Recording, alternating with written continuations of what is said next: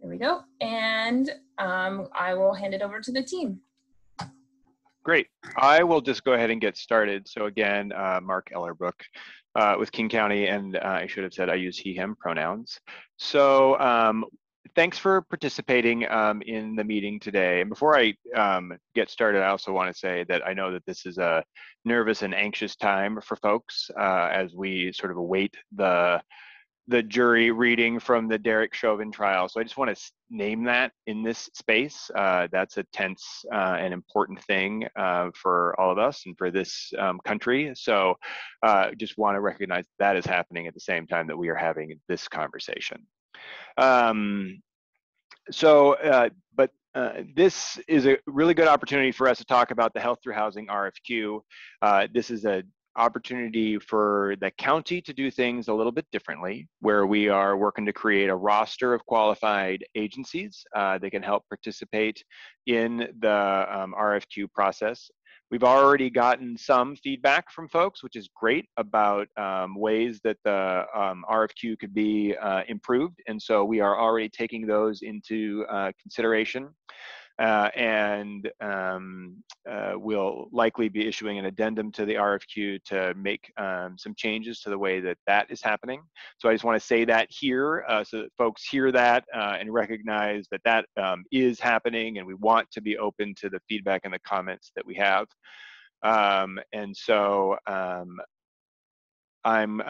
is the introduction that I have, and I'm happy to turn it over to Kate and Janice. And I guess actually I'm gonna just pause for a moment because I think probably lots of folks are watching the verdict, and so I guess I'm just trying to figure out the right way to recognize that in this space, since it is happening right as we are starting this meeting. So I'm going to just have us pause for a second. We'll see how long this process takes, but I just want to recognize the importance of that.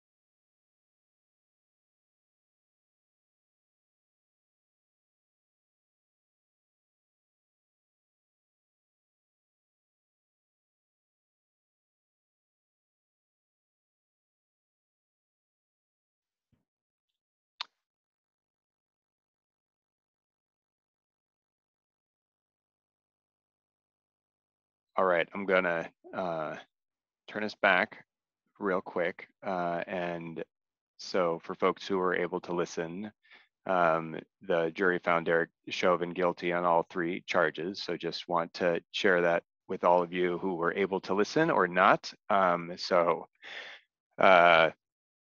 sure there will be a lot of reaction to that. And I'm sorry that this meeting sort of happened right at the time that they came in, but I just wanted to pause for that. So just take a deep breath. And I'm going to go ahead and turn it over to Kate and to Janice to add any additional context or thoughts around or process for how we're going to move forward with the RFQ. And then we really want to have this as an opportunity, folks, to answer questions, provide comments, give feedback like this doesn't make any sense to me or whatever, so that we can continue to be good partners with everybody who's participating. So thank you very much, and thanks for just bearing with me a moment. So I'm going to turn it over to, is it you, Janice? It's me, Mark. All right, thanks, Janice. Okay. Well, good afternoon, everybody. Thanks for joining us for the RFQ Stakeholder for Health Through Housing. Hopefully, most of you have had a chance to review the guidelines. And as Mark said, today we just want to give a really high overview before we jump right into questions. But really, this is a time set aside to hear from you all. I will say upfront, as Mark alluded to, we have gotten some good feedback already, and we are already looking at a few addendum changes we will be making for the 4 categories for property management, service provider, outreach, and the culturally specific service delivery. We are looking at making that a 2-year minimum qualification. So that's one change we're looking at doing instead of the 5 years that we had initially put into the RFQ. The other change we are considering is whether to leave for the property management a minimum of 50 people, managing housing for 50 people. We're considering lowering that number, just so you know, we are thinking about some of the changes that we could be making to open this up a little bit more. Because really the goal of the RFQ is to try to pre-qualify as many providers as we can under the 4 categories outlined in the RFQ. The 4 categories are, again, we're looking for folks who could be the property manager or operator of the sites. We're looking for folks who could, number 2, do the on-site service delivery. Number 3, we're looking at folks who have experience doing targeted outreach to folks experiencing homelessness living outdoors. And number 4, culturally specific services piece, so the community-based organizations. So those are the 4 pools that we're going to be pre-qualifying for folks for in the RFQ. And then the other piece of the RFQ is we're asking those who apply to tell us which subregion of the county you'd be willing to work in. So there's sort of the geographical component as well. And so we're considering the RFQ basically kind of the first tier of the process. Once we have a qualified pool of applicants, there would be a second tier process once property sites are actually identified. And then that would be a more formal RFP process where those who have qualified and have said they're willing to work in a specific subregion as the specific sites are identified, then we would issue out another opportunity for folks to submit an application. That's fairly kind of the high level of the process. The due date at this is May 14th. As Andrea said, we will be publishing a Q&A hopefully by the end of the week. And this won't be your only opportunity to ask questions. If you have questions, I believe you can just submit those directly to Andrea as you are looking at this process, and as questions arise, you can still submit there's still an opportunity to have those questions answered. This won't be the only opportunity today. And with that, why don't we go ahead and just open it up and give you guys as much time as we can to ask any real specific questions that you might have. I have a question I'm Julie Nordgren, I'm from DESC. I wanted to ask if we were to both agree to do or qualify for property management as well as on-site services, would King County make an effort to find a site where we could do both? That's a good question. And I should have said this earlier, as folks looking at the RFQ, you're invited to apply for one category or all of them or two of them, so if you feel like you meet the minimum qualification, answered your question, Julie. On-site services over here, would there be an effort to couple those two things? And you may not know the answer to this at this point. Yeah, and I don't know if we know the full answer to that. I mean, that would be part of the second tier process once sites are identified, and who will choose to submit applications for that. So, yeah. Thank you. Sure.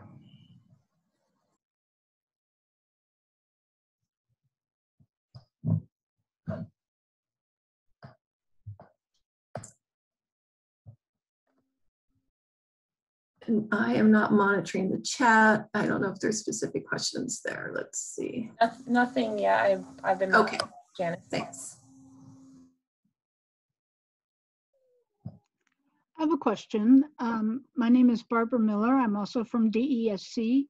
When we're talking about supportive services in the locations, will that include medical services? It could include medical services, yes. Okay, thank you.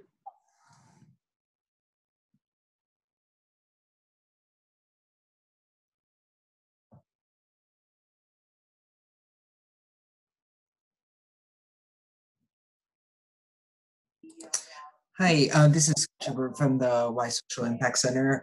Just a quick question about the property management. One of the minimum qualifications is 5 years experience, housing a minimum of 50 people. Is that just at one site, a minimum of 50 people, or is that across all the permanent supportive housing or shelter? Yep, that's a good question, Scott. We initially intended it to be 50 people at one site. And again, this is something we're looking at making an addendum to, and saying up to 2 years of experience, and we may be changing the number from a minimum of 50 to something else at this point. We haven't quite landed on what that might be, but we are looking at making a change to that. Great, thank you.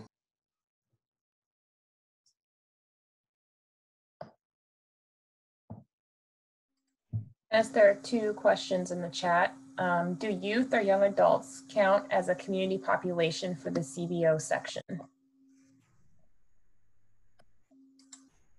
I believe they would, if they're in this particular region or area where that's what that particular CBO does. Yes. Okay, and then there's a second question. How are properties identified? Is this King County or property manager role? How does an on-site provider connect with the space? Mark? Yeah, Mark, I'm happy to take this one. Okay. So as I opened, we're doing things a little different, and this is a place where we are doing an example of where that is true. So I think historically, where the county has put out money and said, bring us a site, bring you and an operator, or you as operator, in health through housing, the purpose of the RFQ then, as a first step, as Janice explained, is to really qualify a roster of providers. And it could be, of all of the various categories. And we could be talking, 30, 40, 50 different groups. As we identify specific properties, and we do that with the local jurisdiction, which is something that we said we would do, what we would then do is, once that property is identified, the roster is complete, we would do the second tier process, where we essentially say we have a 75 unit building in X city.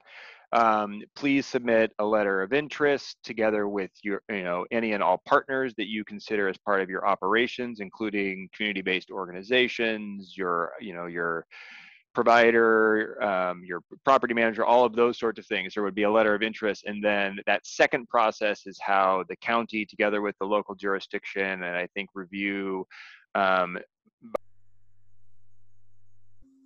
a qualified group of applicants for future, small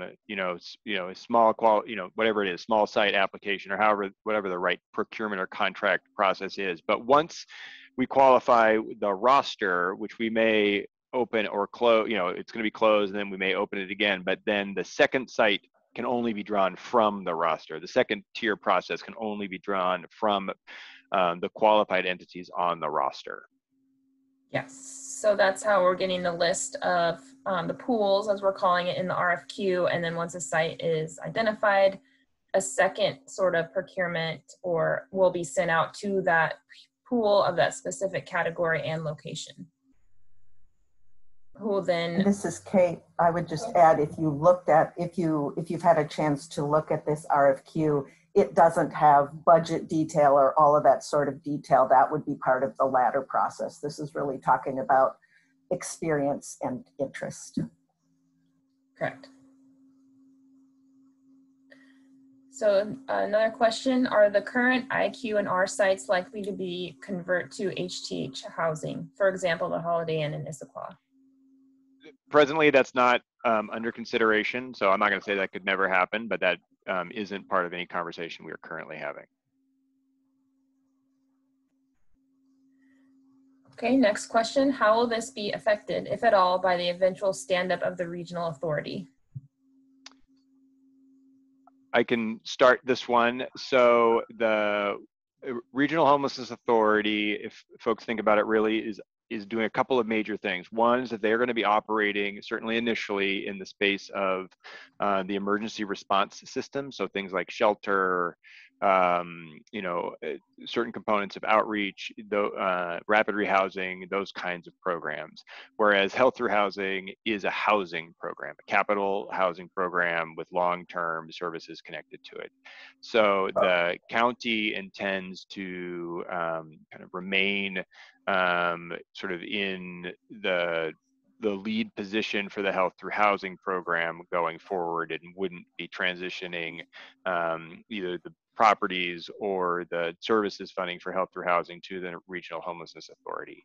It is obviously very much in line with the goals that this community has discussed around creating additional long-term supportive housing.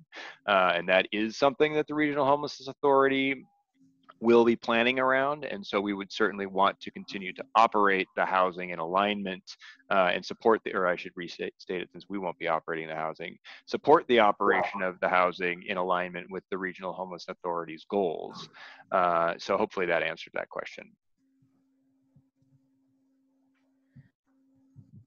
Thank you, Mark. Next question. Most Indigenous people organizations are just now becoming more engaged with these processes, capping a 5-year experience for such CBOs. Won't this approach lock out grassroots organizations, especially those representing minority communities? Thank you all.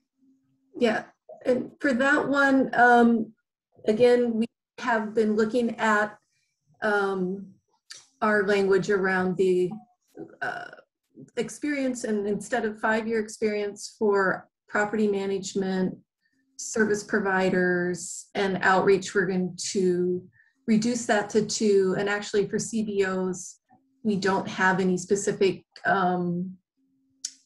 request or minimum requirement around years of experience.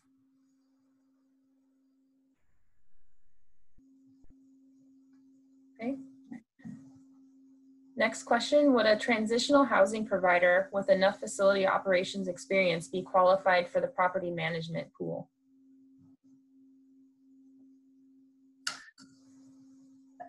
Since they would be providing housing to folks experiencing homelessness, and if we do decide on a minimum number of people that the property or the site would need to serve as part of the qualifications, then yes, I believe then transitional housing providers could be eligible for that.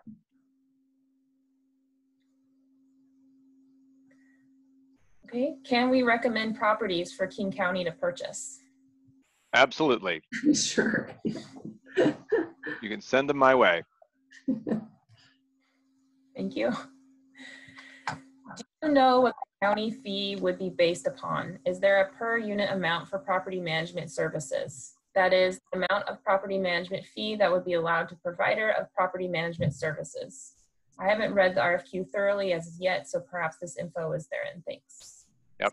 I'll answer this question. I also see that Naomi's got her hand up as well, so want to flag that. So we don't have a prescribed rate for property management costs or service costs. The model concept for health through housing is that the program and the tax revenue can cover the operations for the buildings, and that includes the services side as well as the operations. I can anticipate that there may be times when that isn't 100% true because of a specialized population, but by and large, that's what the program is designed to do. And I see your sign or your hand. Thank you, Mark. Yep. Oh yeah, I hope this was okay to just raise my hand, but yeah, absolutely. Okay, great. The old-fashioned way. Yeah, the old-fashioned way. Well, thank you guys for hosting this and for answering questions. This is really helpful. I just had a couple questions. One related to rehabilitation of buildings. Sorry if you already covered this, but will the county be doing that rehabilitation, or will the property manager be expected to oversee that? It's a good question, and it's not one that we've answered in a definitive way. Typically, I will say that the county, if you think about our own buildings, we tend to rehab our own buildings. That being said, I will say that I don't want to be in the business of having the county rehab housing properties. So I would certainly like the program in the medium to long term, when rehab is involved, to be contracting with the property, the operator of the site, to consider the scope and to build out the rehab necessary for the building. And we actually have on our team brought on board Tanya, who's actually on the phone here, to help with, who used to be with our housing finance program, to help support the way that rehab will happen. So that is certainly our expectation. And then I also just wanted to, I think, express our support for what Chief Seattle Club is saying about the minimum qualifications. And then just also thank you all for dividing the categories in the RFP. I think that's really helpful to understand the scope. And then one thing related to existing buildings, will there ever be something that's not a hotel, like an acquisition of, say, a market rate building? And then during the 5-year time period, will there ever be like a transition between 2-year shelter, and then at the 2-year mark it converts to permanent supportive housing or something like that? Yep. So we're very open to purchasing apartment buildings. We're very open to creatively considering any options that are sort of existing, so that we can acquire those and move people in as quickly as possible. That's really the goal of the program. So thanks for that question. And then I think, just to be clear, so this is housing from the outset. So we're not creating shelter. We are considering, there is within that transition time, the way the concept is that we would work as quickly as possible to open up the units for emergency housing, meaning you wouldn't necessarily do all of the rehab. You would only do necessary rehab, if at all, at the beginning, so that we can get folks who are chronically homeless indoors as quickly as possible. The longer view for health through housing is that it is a process that will convert units into permanent supportive housing. And there is rehab money built into the program budget that I would imagine that every building probably has its own time horizon as to when it needs to have that rehab done, that it would eventually convert to a permanent supportive housing model. So emergency housing isn't shelter. I know there was in the 1070, there was a lot of kind of confusion. Okay. Yep, and I think, it. you know, so 10.7 did pass, which was, it is for housing purposes. So a bit of a new model around emergency housing versus shelter, and some would say really, you know, what is the dramatic difference? But that is kind of where we are at, so we are not opening up new shelter spaces.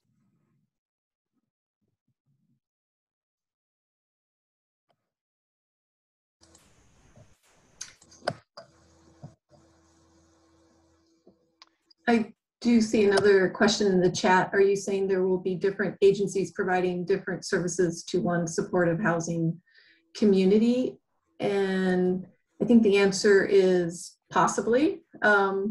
So we are really interested in seeing, you know, what perhaps partnerships and things may be formed. That's why we're saying there could be one person doing the actual service delivery, but there may be another community partner who may have a special subset of culturally specific services that they could also be providing. And so we're interested if there may be various ways for folks to do tenants pay rent. That's an interesting question. I have not actually thought, I don't know, Mark, if you know, but I guess what I would say is that rent, if they do, it's generally would probably be no more than 30% of their income, and rent would never be, rent or not having an income would never be a barrier to being housed. So just to make that clear. Yep, I think that's right. I think if folks have, I think the 30% threshold is what we use in lots of different kinds of housing, including permanent supportive housing. Lots of folks don't end up paying that because of obviously what they earn, but I think we would apply that same standard in this case.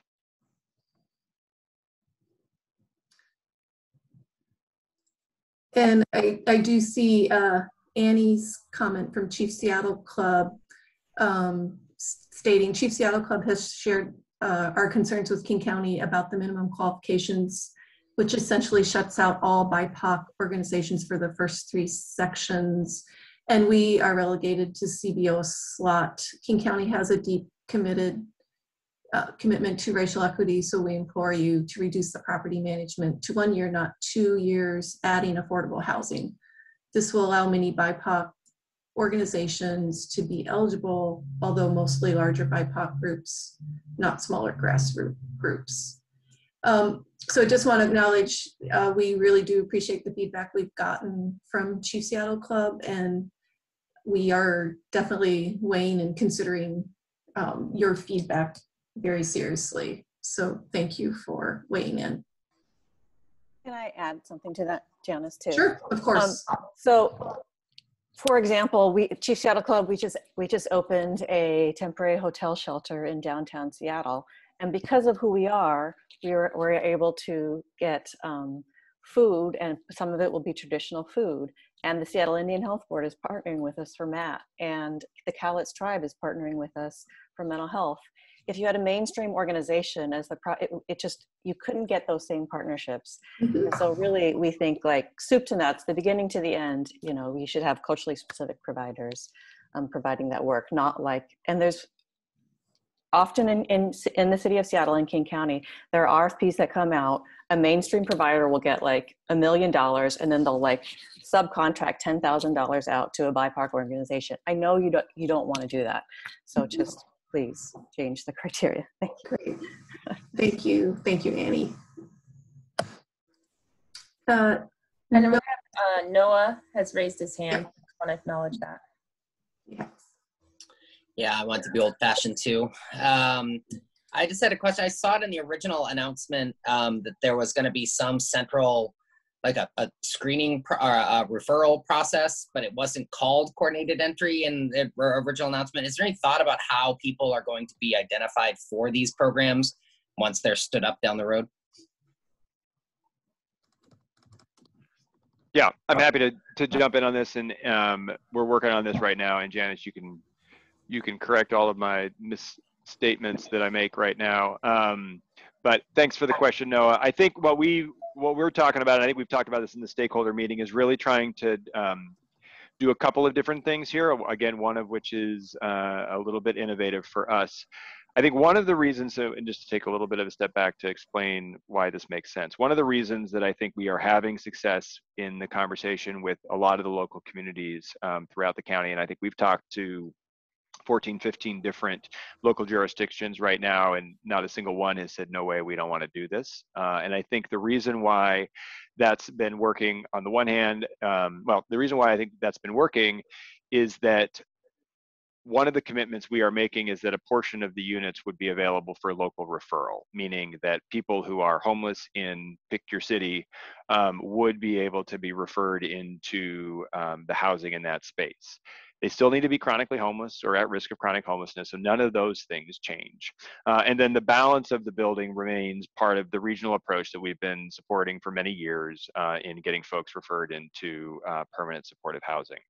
So the way, and we're still working on this, but I think we want to build on successful things like case conferencing that we have in the system now, where we've got case managers who know the folks who are chronically homeless and need to be referred to housing, and getting those pointed to those units. And so that goes through a coordinated entry process. And I think we would continue to want to use that, certainly for the regional portion of the units that are delegated that way. And I think as we talk about the local piece, I think we still are trying to build up on our experience around identifying folks who are chronically homeless, going through a case conferencing and referral process to get those folks in. So I think we're trying to stay within what we do well, but also make it responsive to that local piece.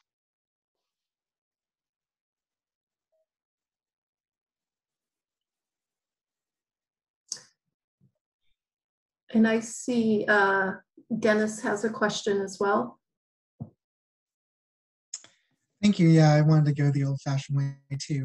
I had a question for Mark about whether or not the county would anticipate potentially selling properties at a later date. I know at this point it looks like you're interested in primarily purchasing and owning them yourselves, but was wondering what the thinking is there and if that's a possibility in the future. Yes, excellent question. The county has no interest in owning property long-term, so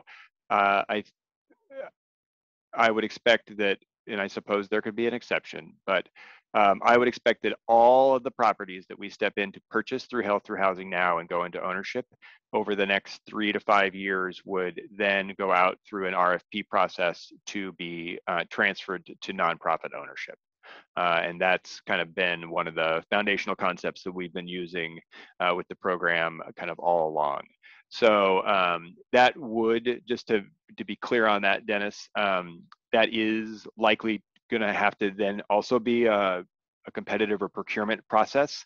The county has, it's interesting, the executive can purchase property if they have the budget authority to do that, but only council can authorize the sale of property. So we would need to go through a process of that sale, and I think council gets engaged in a lot of our RFP processes, at least from a review perspective. I'm sure that there will be an example of when they don't agree with our recommendation, but by and large they do. But that's just to kind of say what that will look like.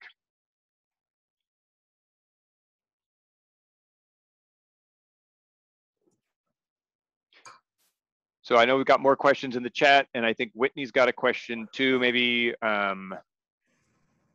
So we'll go to Whitney, we'll go through the chat, and then we'll grab anybody else who's raising their hand. Hi all, thank you.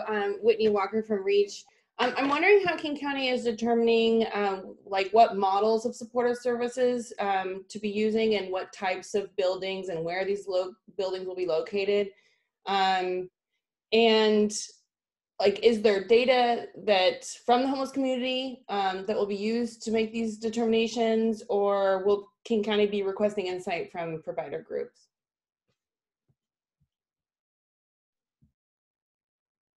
Yeah, so I'm happy to answer that, and Janice, you can jump in and fill in also. So I think where we sit, Whitney, is at the sort of roster qualification point. So, right, so like REACH could apply under this process as an experienced provider of outreach or services and become part of the roster. I think when it comes to individual properties, I think that's gonna, that we would collectively with the local jurisdiction tailor that second process to address that specific need. And I think that's why we really want to make sure that we are qualifying, I think to Annie's and others' points, qualify as many BIPOC-led and community-based organizations as part of this process, because ultimately when we have to, when we go through that second tier process, we want to have the resources available from that roster to draw to make those buildings responsive to the need that we see there. Thank you. Yep. Oh, sorry. Nope, go ahead. I was just saying we could go back to the chat. Julianne wanting to confirm this, would we be able to apply this funding to an existing program, building that our agency is operating, or is the RFQ just looking for agencies to provide services at the purchased locations? And I believe, Mark, you can correct me if I'm wrong, but I think at this point it will be for services at the purchase locations.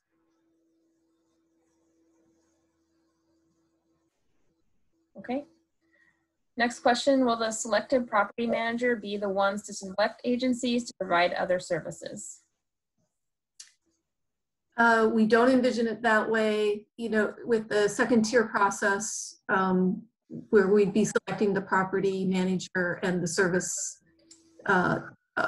operator as well. It could be one and the same, but county will be making that decision based on the responses that we receive for each specific site. So while you'd want to make sure if it's going to be two different entities, you'd want to make sure you want to broker a good relationship, a good partnership there. Not that we wouldn't probably be soliciting some input or looking at that particular partnership to make sure it would work, but that decision would lie the final decision would be with the county. Okay. Next question, how many units is the county planning? Numbers by Seattle, East Side, etc.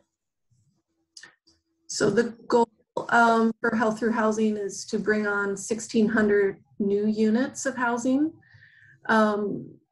As far as numbers by subregions, Mark, I don't know if you can speak to that. I don't know if we have any specific numbers. We obviously want this to be as broad and representing all county, but I don't believe we have specific numbers of earmarked units. I think that's right, Janice. I think we have full expectation and we are committed to making sure that we get Health Through Housing properties throughout the county. So north and east, south, Seattle.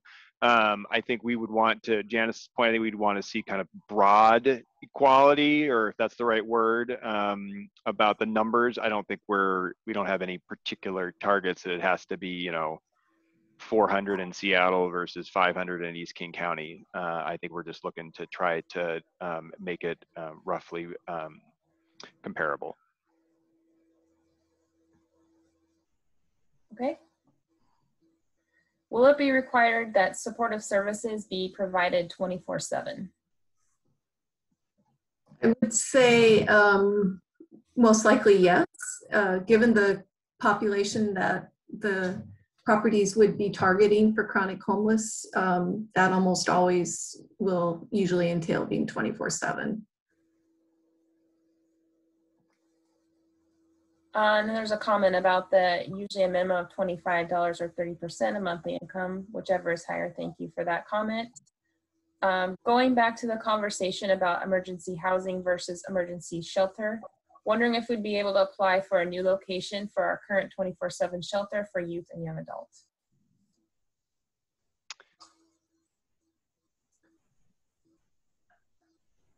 Yeah, I'm sorry, I didn't see that quite. I was looking for the wording. I mean, at this point, you know, there could be subpopulations that sites may serve, but, you know, it's not, you know, too soon to say specifically what those could be, but and I think it would need to also be in agreement with the jurisdictions where that particular property would be sited. Right, and I just want to clarify. So we are this program is operating housing, and so folks. So if you have a shelter and you're looking to move your shelter to a different location, the Health Through Housing program isn't that program. So we're, you know, folks will be who move into the space would be in that place. They would, you know, whether they have 100% a lease or some kind of rental agreement, that would exist. So it is, just to be clear, it is distinct from a shelter application. Okay, next question. Is there a concept of fair share for King County cities? If you would like to receive ideas from us of buildings to buy, are all King County cities productive areas to pursue, or perhaps not? Yeah, I'm happy to jump in on this one. I mean, I think we talked a little bit about broad fair share from a regional perspective, and I think certainly the city of Seattle would likely end up with more than a single building just from a population perspective. I think outside of the city of Seattle, I think jurisdictionally, we've talked about, you know, we would likely, you know, working with a jurisdiction, we would likely have a property in a jurisdiction. Certainly we would be open if a jurisdiction wanted to have multiple properties. So I think that is true. And then I think to the regional piece that I talked a little bit before, you know, I think as we talk to jurisdictions about sort of, you know, how the building works in their own community, I think different jurisdictions are open to that conversation in different ways, meaning some potentially see a property in their community as, you know, mostly focused from the local benefit perspective within that jurisdiction. Whereas I think other communities that we've talked to have said, you know, they would be open for, you know, it to be a resource locally for, you know, multiple jurisdictions kind of in and around that place. And so, you know, different communities are thinking about this in a little bit of a different way, and we want to be respectful of them as they kind of wrestle with this.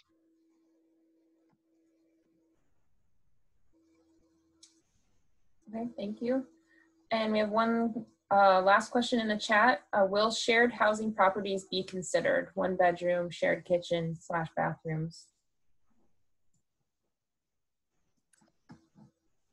I mean, I don't think we would necessarily rule that out, and it really would be very, depending on the properties that are identified. For example, a nursing home may have their own single rooms, possible baths, but there may be other shared portions of a building. So I could see a scenario where that may be an option.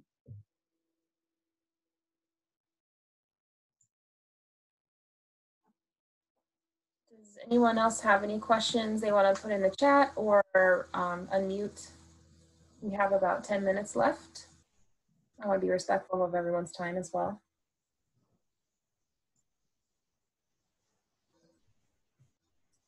I have a question, if I could. My name is Deanne with Friends of Youth. Speaking specifically the population of young adults, I'm wondering in regards to the definition, how chronic homelessness is defined, will there be any leeway in terms of how uniquely young adults may or may not qualify through that definition? Does that question make sense? So for less, yeah. I mean, our definition, it is in the RFQ.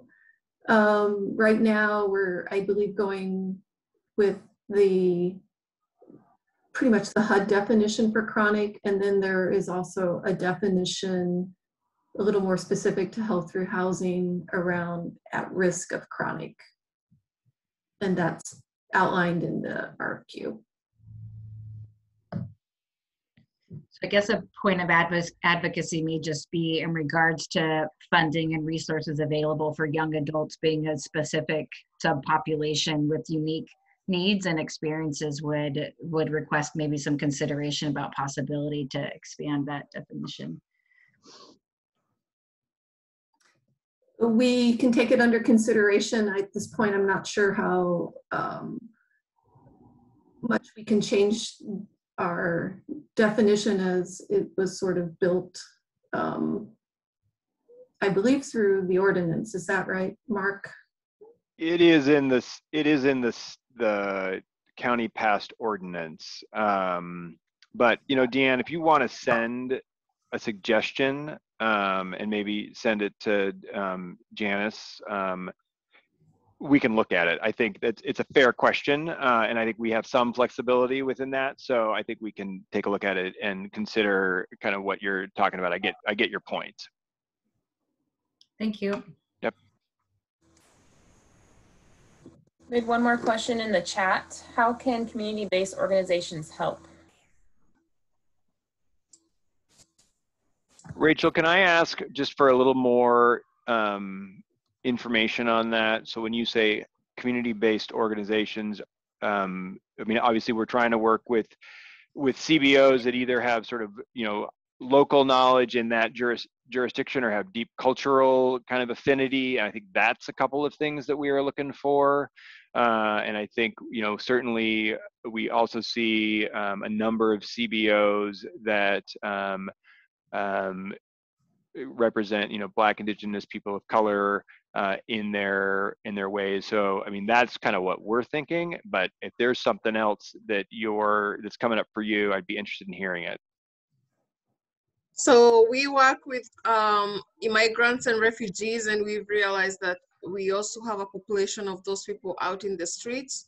And what we also do is we provide complex case management, where we make sure they, you know, of course, have mental health needs taken care of, if they need medical taken care of and things like that. Also, we also help them with referrals and just continuity of care management, as well as apply for benefits. So we are kind of like all-in-one services. So if the client comes to us and they're homeless, then we also help them apply for Section 8 and things like that. And the reason why I ask this is because we are all, I mean, I'm sure we're all dealing with people who are homeless.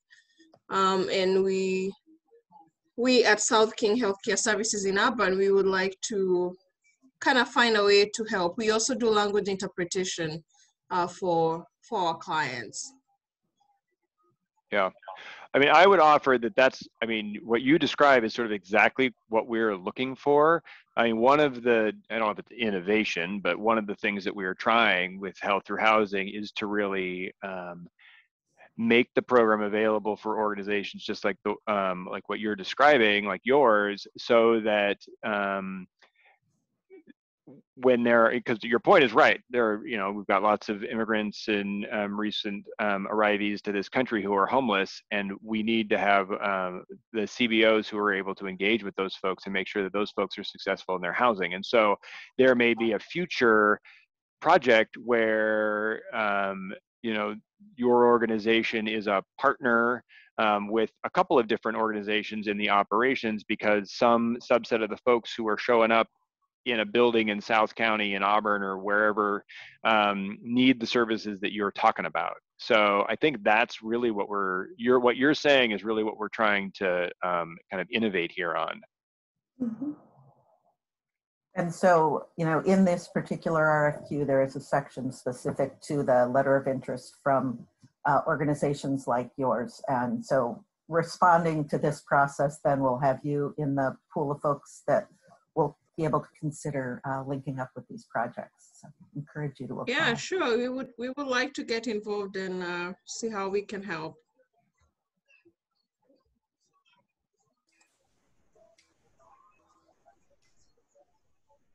There's a comment in responsiveness, have to move out.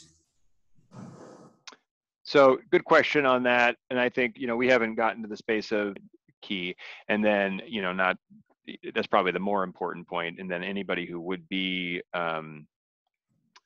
relocated as part of not just our project, but any project, at least publicly, it gets access to the Tenant Relocation Act funds. But again, I don't think we would move forward on a property where we would be relocating low-income tenants for sure.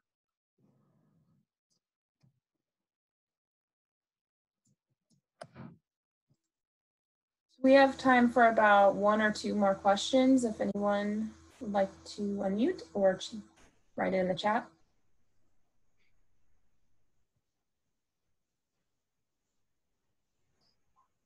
And as Janice said at the beginning, this is obviously not your only opportunity to ask questions. You can use the admin tab within Zoom Grants to email me directly, or you can email me. I'll put the email in the chat for you as well at any time.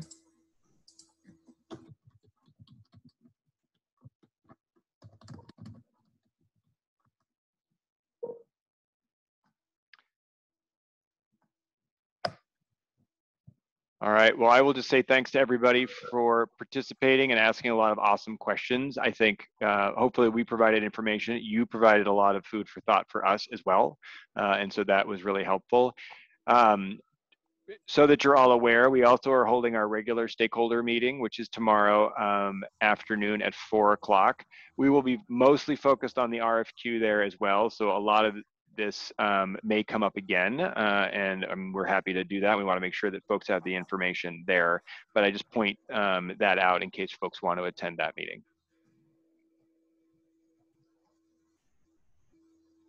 So I think that's it from us. So thanks very much, and enjoy the rest of a lovely, particularly lovely Tuesday afternoon. Yes, thank you, everyone. Bye. Thank Bye. you.